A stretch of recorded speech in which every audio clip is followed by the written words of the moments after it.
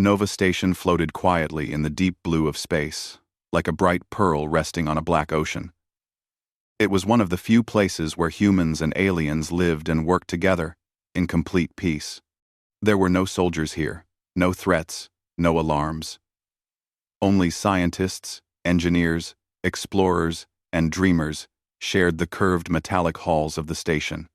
In those halls, experiments were done every day, most small, some big, and a few, like today's experiment, completely new. Elias Ward, a young human engineer, stood in Laboratory Room 7 with a hopeful smile on his face. His brown hair was messy, and his work gloves had tiny scratches from hours of adjustments. But he didn't care about any of that. He felt proud. Today, for the first time, he would test a device he had spent almost 2 years building. The device stood in the center of the room like a small metal ring connected to glowing blue panels. Elias called it the Gravity Field Stabilizer, or GFS for short. Its purpose was simple: to help lighter species walk easily in human standard gravity areas. Some aliens had trouble moving around on the station because the gravity was too strong for their bodies. Elias wanted to fix that problem. If everything worked well today, the station could become safer and more comfortable for every species. Elias checked his notes one more time. Okay. Energy level stable. Field generator ready. His voice shook a bit, but he was excited, not scared. Behind him, the laboratory door opened with a soft hiss. A gentle, light-footed figure walked in. Azealia arrived with a warm smile. She was from the Lyrian species, small, feather-light, graceful creatures who looked almost like humans but had soft, glowing lines on their skin that changed color with emotion. Her skin glowed light pink today, which meant she was curious and cheerful. "Elias," she said with a musical tone. "Not at all," Elias said, standing straighter. "You're right on time. And thank you again for agreeing to test this." Azealia stepped forward, her steps so light it looked as if she floated rather than walked.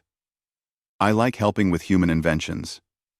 You humans always build things with such heart." Her smile grew brighter. "And if this helps other Lyrian visitors, then I am happy to try it." Elias nodded with gratitude. "Okay. You just need to stand inside the ring. The device will create a soft gravity field around your legs so you can walk like humans, without feeling too heavy." Azealia entered the ring and stood still. Her glowing skin shifted to a soft yellow, showing excitement. Elias took a deep breath. "All right. Activating gravity field stabilizer in 3, 2, 1. He pressed a button. A soft hum filled the room, low and smooth like distant thunder. Blue light rose from the panels, creating a gentle mist of energy around Azelia's legs. Everything looked perfect for the first few seconds. Azelia's glow brightened. "Oh, I can feel it." Elias smiled proudly and checked the screen beside him. All the readings appeared normal. Field strength was stable. Energy flow constant. Gravity levels exactly where he predicted. But then, something strange flashed on the monitor. A quick spike. A sudden jump. And before Elias could react, Azealia gasped. "Elias, I can't move my legs." Elias froze. His heart dropped to his stomach. "What? Wait, don't worry. Don't move. I'll fix it." He rushed to the machine controls, fingers shaking as he tried to understand what went wrong. The numbers on the screen were different now. Something unnatural had pushed into the readings, an unexpected pulse of energy that didn't belong. Azealia stood inside the ring, perfectly balanced, but her legs refused to move. She wasn't falling or in pain. She simply couldn't lift her feet from the floor. Her glowing skin slowly shifted to soft blue Lyrian color for confusion. But the moment Elias turned toward her, expecting fear or anger, something completely unexpected happened. Azealia laughed. It wasn't a loud laugh. It was soft, musical, almost like the sound of wind chimes. Elias stared at her in shock. "Azealia, why are you laughing?" You said you can't move your legs. She nodded while still smiling. Yes, that is true. But Elias, this feeling is so strange. She lifted her hands slightly to keep her balance. Lyrian bodies are very light. We never feel this heavy. It is new. And honestly, a little fun. Elias blinked. Fun? Azealia, this wasn't supposed to happen at all. You should feel normal, not stuck. Azealia tilted her head, studying her legs as if they were someone else's. Well, I am not hurt. And you said this is your first test. First tests always behave strangely, right? That's not. Elias tried to explain, but then sighed. Yes. Sometimes. Azealia giggled again. Then do not worry. I trust you. Her confidence surprised him. Most testers would panic if a gravity device suddenly did something unexpected. But Azealia seemed to treat the whole incident like an interesting experience. Elias quickly deactivated the device. The blue light vanished, and the hum faded. Azelia's legs tingled for a moment, and then she took a careful step. There, I can move again.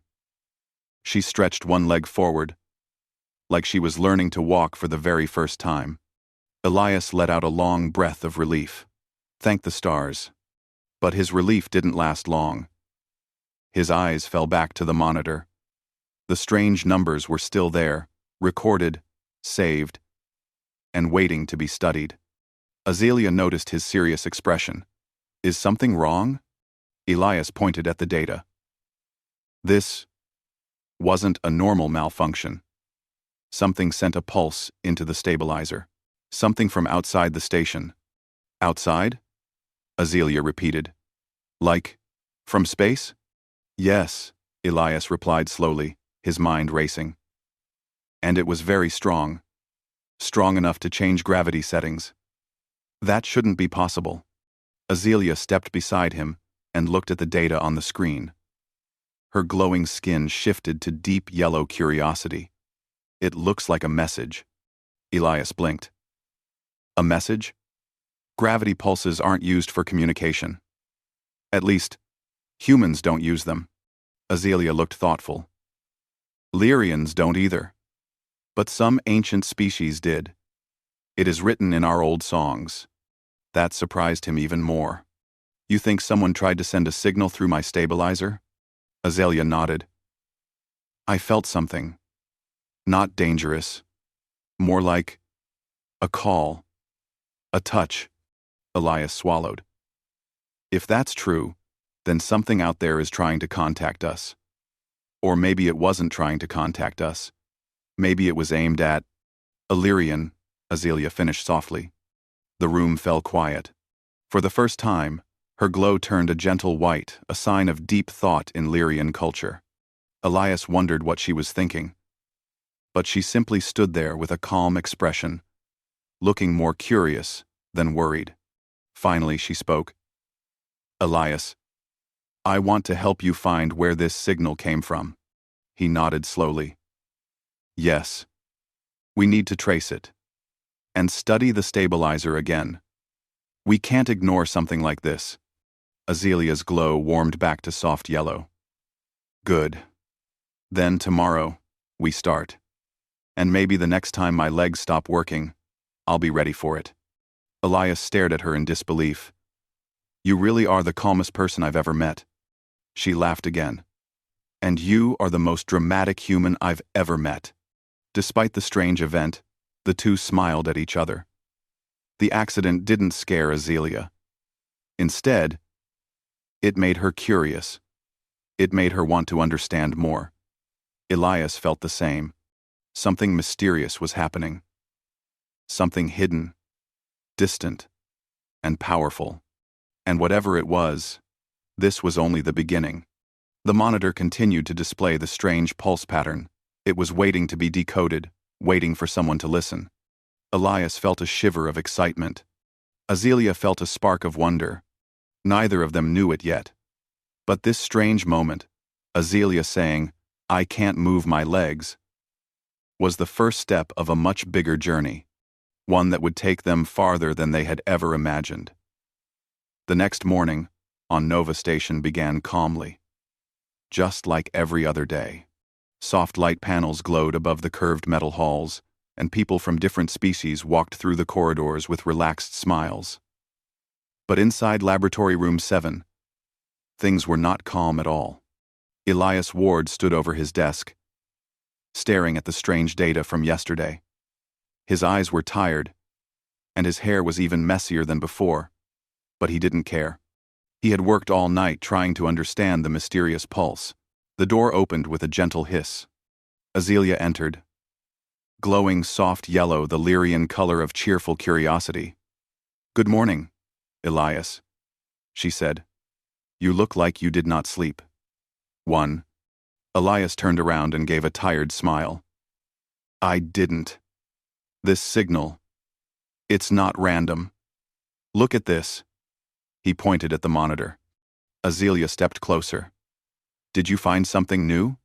"Maybe," Elias said, rubbing his eyes.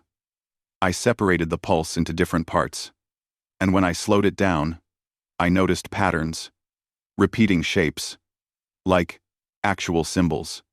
Azelia's glow brightened. "Symbols? Like writing?" "Yes, or maybe a kind of language." Azealia studied the screen quietly.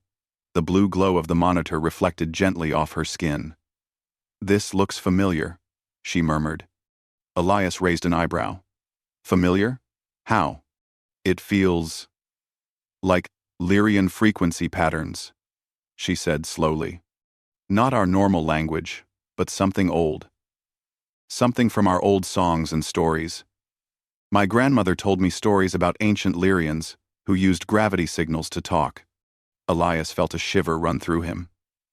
"So, you think this pulse was meant for a Lyrian?" Azealia nodded gently. "It makes sense. I was inside the stabilizer when the signal hit it. Maybe the machine amplified it." Elias stared at her in disbelief. "So my invention became a giant antenna?" She laughed softly. "Accidentally," he sighed. "Well, I guess that explains the strange readings. But we still don't know where the signal came from." Azealia placed her hand lightly on the desk. "Then, we should find out," Elias nodded. "Yes, but we'll need the main scanner array for that. It can detect gravity, changes deeper in space." Azelia's glow turned bright yellow. "Let's go." The scanner room. The scanner room was one of the quietest places on Nova Station. Large, curved screens covered the walls, showing star maps, space routes, and sensor readings. A soft hum filled the air. Elias logged into the system, while Azealia stood beside him. "All right," Elias said. "I'm entering the pulse data. The scanner will search for matching patterns in nearby space sectors." The machine beeped, and lines of data streamed across the screens. Azealia leaned in closer. "It's looking for the origin?" "Yes," Elias replied. "If the signal is strong enough, we might find the direction it came from." A moment later, one of the screens flashed. Azealia gasped softly. "There! That area lit up." Elias zoomed in. A red circle appeared around an empty region of space. Sector 41B. But that area has nothing. No planets, no stations, no signals. Azealia shook her head. "Nothing that humans know." Elias sighed. "True." A faint green line blinked on the screen showing the exact path of the gravity pulse. "This is strange," Elias said. "It looks like the pulse didn't travel normally. It took a folded space route." Azelia's glow flickered, blue Lyrian confusion. "Folded space? Like a shortcut?" "Yes. Some parts of space bend. Signals can jump through them. But humans can't control those folds yet." Azealia touched the screen gently. "But someone can." Elias swallowed. "Exactly." Understanding the message. Back in the lab, Elias and Azalea worked together for hours. Elias broke the pulse into smaller pieces, while Azalea tried to understand each pattern. Azalea closed her eyes sometimes, feeling the rhythm of the signals instead of reading them. Lyrians could sense gravitational patterns like music. "This part," she said softly, "feels like a greeting." "A greeting?" Elias asked. "Yes, a gentle start. Like saying, 'We are here,'" Elias typed quickly. "Then, what about this middle section?" Azalea listened again. "It feels old, like a memory." Her glow changed to white, the color of deep thought. "And this last part, it feels like an invitation." Elias stopped typing. "An invitation? To what?" Azalea opened her eyes. "To come closer. To find them. To find them." The room fell silent. Elias leaned back in his chair. "So, someone out there sent a peaceful message, a greeting, and an invitation. And it reached us by accident." Azalea shook her head gently. "Not us. Me." Elias felt his stomach tighten. "Why you?" Azalea looked at her own glowing hands. "I don't know. But something about that pulse. It felt warm. Like it recognized me. Unexpected curiosity. Instead of fear." Azalea felt excitement growing inside her. She paced around the lab slowly, her steps light as feathers. "Elias," she said, "what if this is from the lost Lyrian colony?" Elias blinked. "Lost colony? You've never mentioned that." Azalea stopped and looked at him with soft white glow. "Long ago, a group of Lyrians left our home world. They followed gravitational patterns that only they could sense. They vanished. Some say they never survived. Others say they found a new place." Elias leaned forward. "And this pulse matches Lyrian ancient songs?" Azalea nodded. "Yes. My grandmother said, 'Gravity can carry feelings.' And this signal felt like hope." Elias felt his heart pound with a mix of excitement and fear. "Azalea, if this is the lost colony, then this discovery is huge, bigger than anything humans or Lyrians have found in years." Azalea's yellow glow strengthened. "Then we must follow the signal." Elias froze. "Follow it? As in, go there?" She smiled gently. "Yes." Elias rubbed the back of his neck nervously. Azalea, Sector 41B is far, and folded space travel is unstable. We can't just take a normal ship through it." Azalea walked to the stabilizer. Elias stared at her. "Use my stabilizer? For navigation?" "Yes," Azalea said. "It reacted to the signal once. We can adjust it, so it reacts again, like a guide." Elias looked at the machine thoughtfully. "If I redesign the gravity core, it might detect the same frequency from far away." Azalea smiled. "Then do it." Elias hesitated. "This could be dangerous." Azalea stepped closer. "Elias, every discovery has risk. But this is peaceful. There is no harm. And I want to know the truth." Elias sighed. "You're braver than me." Azalea laughed softly. "No, you are brave too. You are willing to help." A decision made. They spent the rest of the day modifying the stabilizer. Elias rewired circuits, replaced sensors, and adjusted the gravity core. Azalea helped by reading the pulse patterns and telling him when the device reacted correctly. After hours of work, Elias stepped back. "It's done," he said.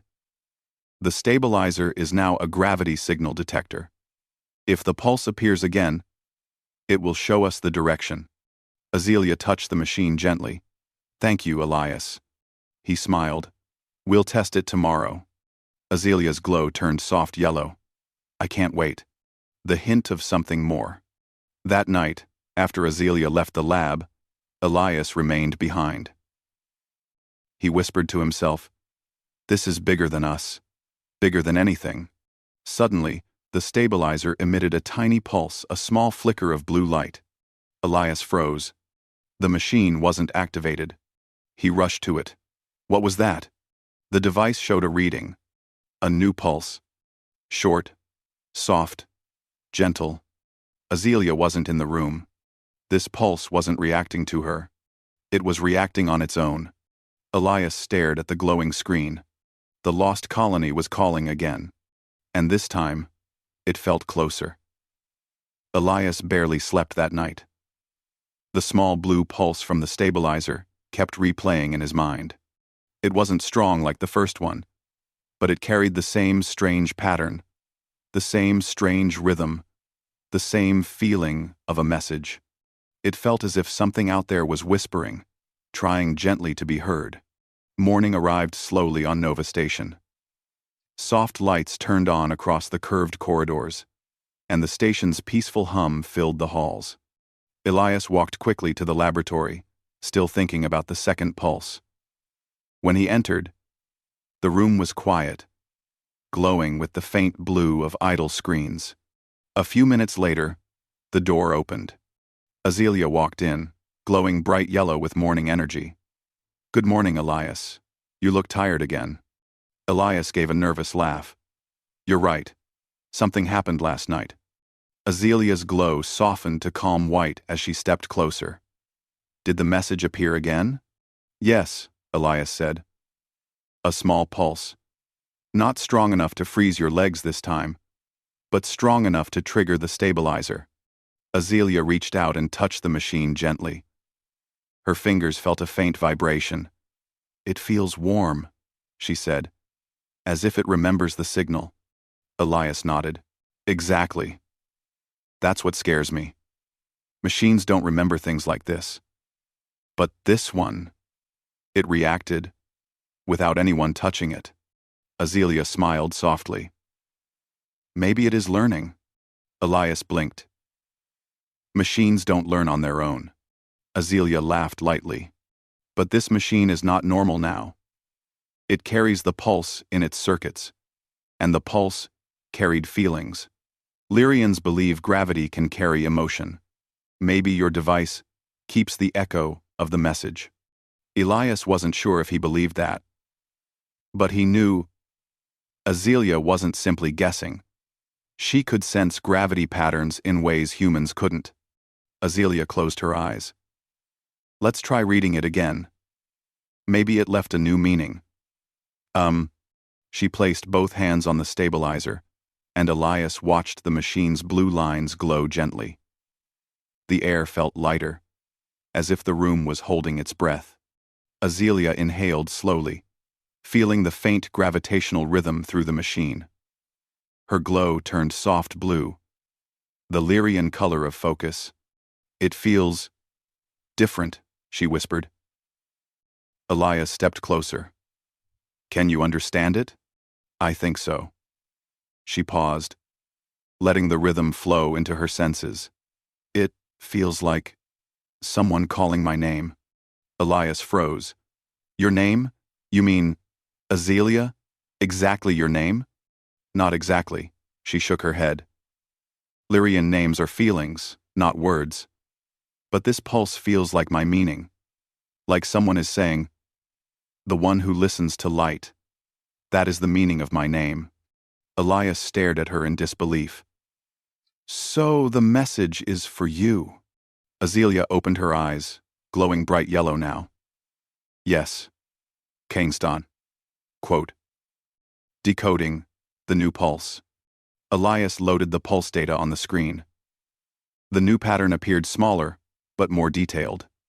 Wave shapes moved across the monitor, forming curves and loops. Azealia watched closely. The first part is greeting again. Stronger this time. Warmer. Elias analyzed the numbers. "And look at this. The pulse frequency changed slightly. It's closer to Lyrian biological patterns." Azealia nodded. Because it knows I heard it. Elias swallowed. That's amazing. She closed her eyes again. There is more this time. Something new at the end. Elias zoomed in. It looks like coordinates. Azealia smiled. A place. Elias clicked a button. A map of the surrounding region of space appeared. The coordinates pointed into Sector 41B. The same empty region the first pulse came from. But now the map showed something surprising. Elias, Azealia whispered. Is that a folded pocket? Elias leaned closer. Yes. But it's not on any charts. That means it appeared recently. Azelia's glow turned white with deep thought. The lost Lyrians used gravity to hide themselves. This pocket might be their home. Elias felt a chill, not fear, but awe. Azealia. They might still be alive. She smiled softly, her glow warm and bright. I think so. Azelia's strange reaction. But then something unexpected happened again. As Azealia tried to sense the last part of the pulse, her legs weakened. She held on to the stabilizer, steady but unable to move her feet. Elias panicked. Azealia, your legs again? Azealia, instead of looking scared, simply laughed.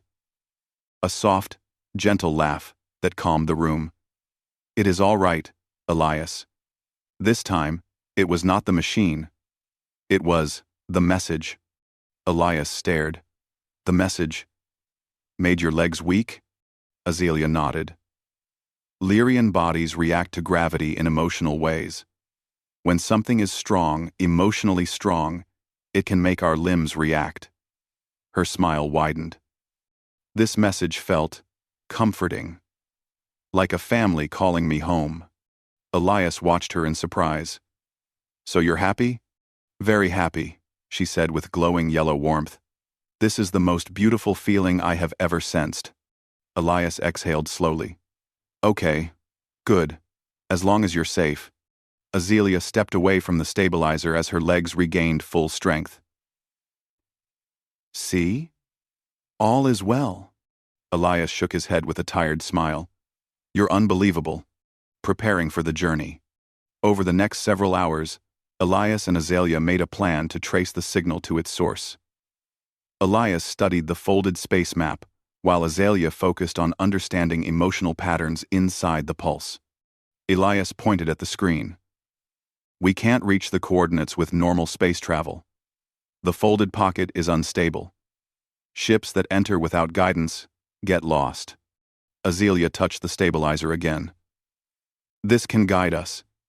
It reacts to the signal. It will show us the path. This considerant. They seen some side. They have heard of Doesness. A lost without Sid.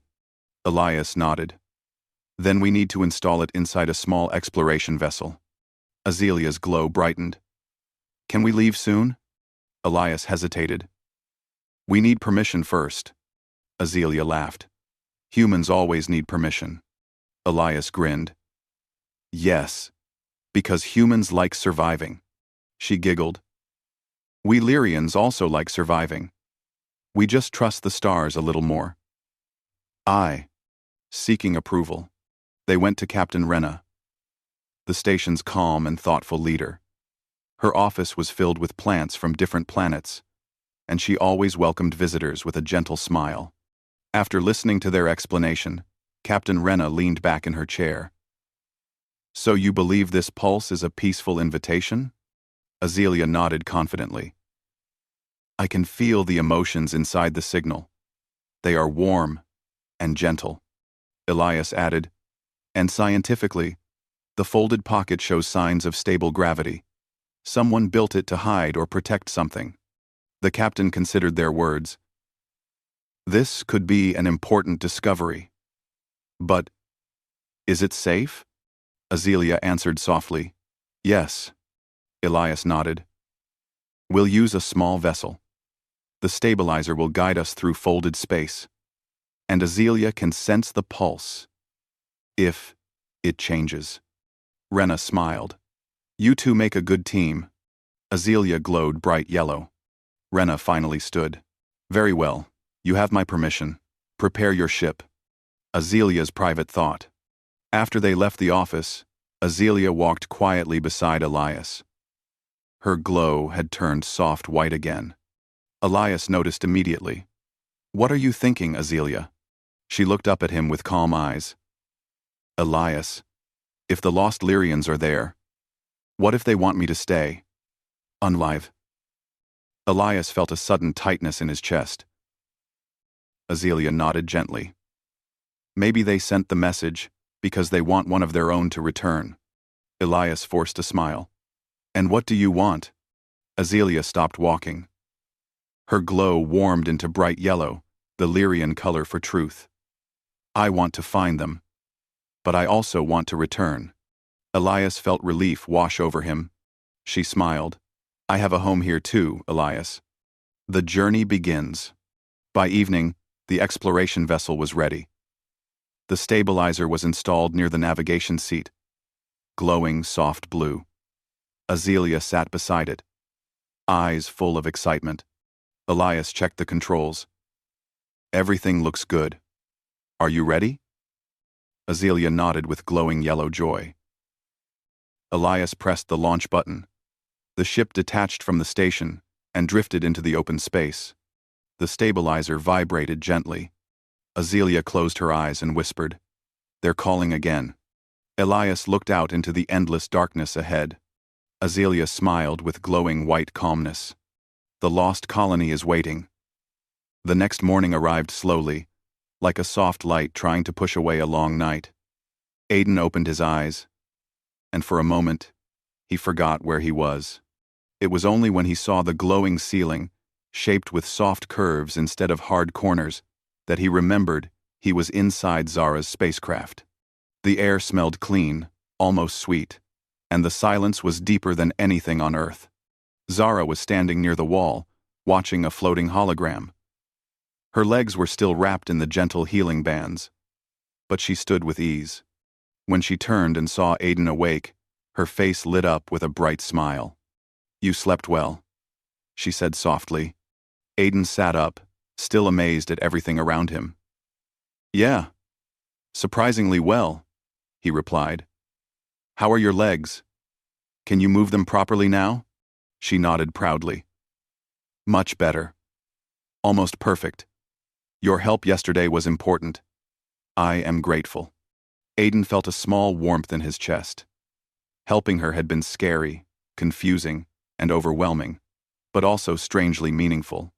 He didn't know how or why, but he felt connected to her, like they had known each other far longer than a single night. Zara waved her hand, and the hologram disappeared. Today, I will take you to the Star Garden, she announced, her eyes bright with excitement. Aiden blinked. Star Garden? What's that? It is the heart of my ship, Zara explained. A place where living plants from many planets grow together. It helps the ship breathe and gives me peace. Aiden stood up. Well, that sounds like something I should see. Zara guided him through a curved hallway. As they walked, Aiden noticed how the ship seemed almost alive, as if the walls responded to Zara's presence. The lights brightened softly when she approached, and faint energy lines followed her steps. The door opened with a gentle sound, and Aiden stopped in awe. The Star Garden looked nothing like a normal room.